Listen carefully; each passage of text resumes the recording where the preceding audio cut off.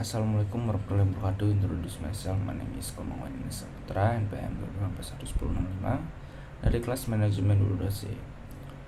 Di video ini saya sedikit presentasikan tentang materi positioning. Positioning merujuk pada strategi pemasaran yang digunakan perusahaan untuk menciptakan citra atau posisi untuk unit produk atau merek di benak konsumen dalam perbandingan dengan persaingan. Ini melibatkan usaha untuk membedakan produk atau merek dari yang lain dengan menekankan atribut atau nilai yang membuatnya unik dan bernilai di mata konsumen. Dalam konteks positioning, perusahaan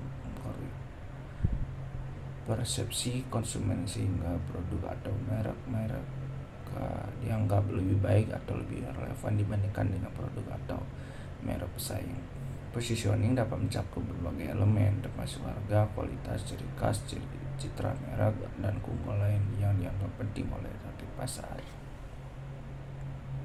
Pentingnya positioning. Berapa alasan kunci mengapa positioning menjadi penting adalah yang pertama, diferensiasi dan keunggulan bersaing. Positioning membantu menciptakan referensi antara produk atau merek dengan pesaing dengan menonjolkan keunggulan bersaing yang unik. Perusahaan dapat memberikan alasan kepada konsumen untuk memilih produk atau merek mereka di atas opsi lain. Yang kedua, memenuhi kebutuhan dan referensi konsumen.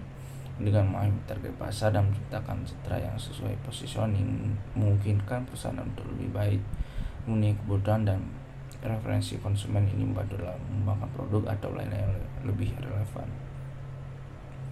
Yang ketiga, menciptakan identitas merek yang kuat. Positioning membantu membangun identitas merek atau yang kuat dan konsisten di mata konsumen. Citra merek yang kuat dapat menciptakan daya tarik dan loyalitas konsumen.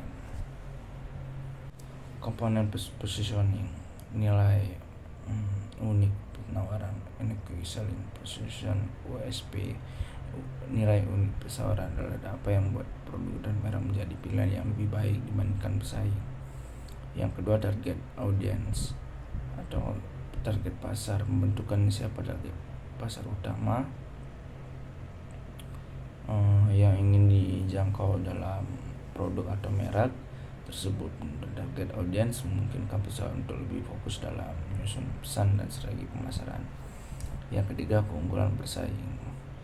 Identifikasi faktor atau fitur yang membuat produk dan merek lebih baik daripada pesaing. Keunggulan bersaing dapat mencakup kualitas, inovasi, keandalan, pelayanan pelanggan, atau elemen lain yang memberikan nilai tambahan. Proses pengembangan positioning. Proses pengembangan positioning melibatkan kerangkaan langkah yang berancangan untuk mencari dan menentukan cara suatu produk atau merek akan diposisioningkan di benak konsumen. Berikut adalah tahap umum dalam proses pengembangan positioning. 1. Analisis pasar. Menganalisis pasar untuk memahami tren, kebutuhan konsumen, dan posisi pesaing. Ini melibatkan penelitian pasar menyeluruh untuk mengidentifikasi peluang dan tantangan.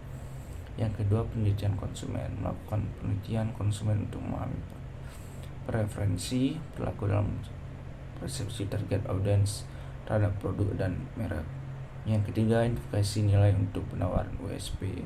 Mengidentifikasi nilai untuk penawaran produk atau merek yang akan digunakan dalam menjadi pembeda utama di persaingan. Segmentasi pasar. Memahami segmen pasar yang sering relevan dan menentukan target audience. Identifikasi karakteristik demografis, geografis, psikografis, dan perilaku konsumen dalam setiap segmen. Kesimpulan mengenai positioning adalah bahwa hal ini bukan hanya sekedar strategi pemasaran, melainkan suatu pendekatan strategi yang dapat memberikan dampak besar pada citra dan keberhasilan suatu produk atau merek di pasar. Kesimpulan ini menggarisbawahi bahwa positioning bukan hanya tentang penciptaan citra, tapi juga tentang memahami konsumen, bersaing secara efektif, dan membangun fondasi yang kuat untuk pertumbuhan bisnis jangka panjang. Memahami mendalam tentang pasar dan perubahan yang terjadi di dalamnya adalah kunci untuk meraih keberhasilan dalam positioning. Baik, itu saja yang sedang saya sampaikan. Bila ada kesalahan kurang berkenan, saya mohon maaf. Saya Wassalamualaikum warahmatullahi wabarakatuh.